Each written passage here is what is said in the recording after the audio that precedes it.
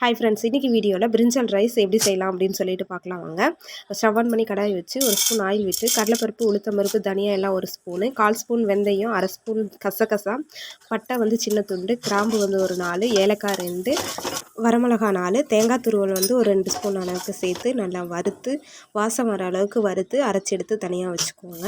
அதே கடாயில் 2 spoon oil விட்டு கடுகு, சீரகம் போட்டு பொரிஞ்சதுக்கப்புறம் கடலைப்பருப்பு, உளுத்தம்பருப்பெல்லாம் போட்டு பொரிஞ்சு நம்ம கட் பண்ணி வச்சுருக்க கத்திரிக்காய் வந்து ஒரு கப் அளவுக்கு எடுத்து வச்சுருக்கேன், அதையும் போட்டு பொரிச்சதுக்கப்புறம் கருவேப்பிலை, டேஸ்ட்டுக்கு வந்து உப்பு, அதுக்கப்புறம் மஞ்சத்தூள் ஒரு 1/4 ஸ்பூன் போட்டு நல்லா கலந்து விடுங்க. அதுக்கப்புறம் ஒரு அரை கப் அளவுக்கு புளி தண்ணி எடுத்து வச்சுருக்கேன், அதையும் ஊற்றி இந்த புளி தண்ணியிலேயே கத்திரிக்காய் நல்லா வேக விடுங்க. வெந்ததுக்கு அப்புறமேட்டுக்கு நம்ம அரைச்சி வச்ச பவுடரை எடுத்து சேர்த்துக்கோங்க. நல்லா இந்த மாதிரி எண்ணெய் பிரிஞ்சு திரண்டு வரும்போது ஒரு 3 கப் ரைஸ் வந்து சேர்த்துட்டு நல்லா ரைஸை மிக்ஸ் பண்ணி கலந்து விட்டு எடுத்து சர்வ் பண்ணிங்கன்னா டேஸ்ட் சூப்பராக இருக்கும். நீங்களும் வீட்டில் ட்ரை பண்ணி பாருங்கள்.